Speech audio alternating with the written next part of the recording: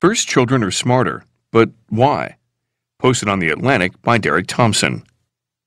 Those born earlier perform better in school, and according to a new study, it's because of the parents.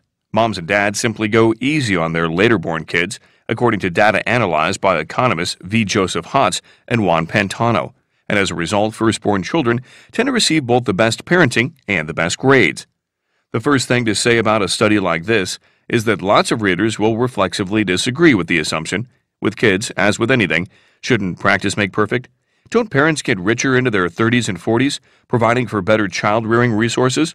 I'm a first child myself, well known within the family for being unorganized, forgetful, periodically disheveled, and persistently caught daydreaming in the middle of conversations. For this reason, I put stock in what you might call the first pancake theory of parenting. In short, first pancakes tend to come out a little funny, and, well, so did I, and so do many firstborns. But international surveys of birth orders and behavior, which might have offered me an empirical excuse to behave this way, aren't doing me any favors. Firstborns around the world, it turns out, have higher IQs, perform better in school, and are considered more accomplished by their parents. Looking at parent evaluations of children from the National Longitudinal Survey of Youth in 1979, the researchers found that mothers are much more likely to see their first children as high achievers. They regard their subsequent children as considerably more average in their class. See table and chart below. Let's briefly count off and nickname some of the leading older kids are smarter theories reviewed by the economists, which push back against the principle of first pancakes. 1. The divided attention theory. Earlier born siblings enjoy more time, care, and attention than latter born siblings because attention is divided between fewer kids. 2. The bad genes theory. The strong evidence of higher IQs among first children leads some to believe that later kids are receiving diminished genetic endowment. 3. I've had it with kids theory. Some parents decide to stop having more children after a difficult experience raising one. In that case, the poorer performance of later children isn't genetic so much as selection bias. Some parents keep having children until they have one that's so problematic it makes them say, enough. 4. The know what to teach theory.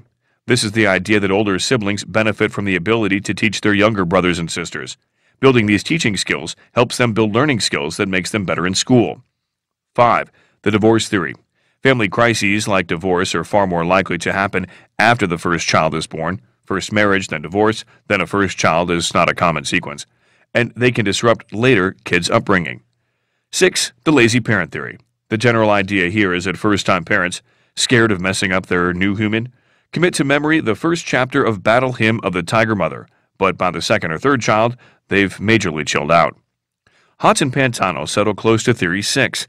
Parents are more likely to make strict rules about, e.g., TV watching, and be intimately involved in the academic performance of their first children, according to survey data. They're also more likely to punish their first child's bad grades. Hotz and Pantano say moms and dads start tough and go soft to establish a reputation within their household for being strict, a reputation they hope will trickle down to the younger siblings who will be too respectful to misbehave later on. The theory is interesting, but not entirely persuasive. First, it seems nearly impossible to test. The survey data is much better at showing that parents chill out because they have more kids than at showing that parents chill out because they're explicitly establishing a reputation for strictness.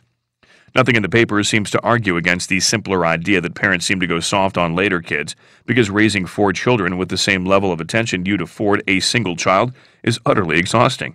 What's more, if later-born children turn out to be less academically capable than their older siblings, it suggests that the economist's reputation theory is failing in families across the country.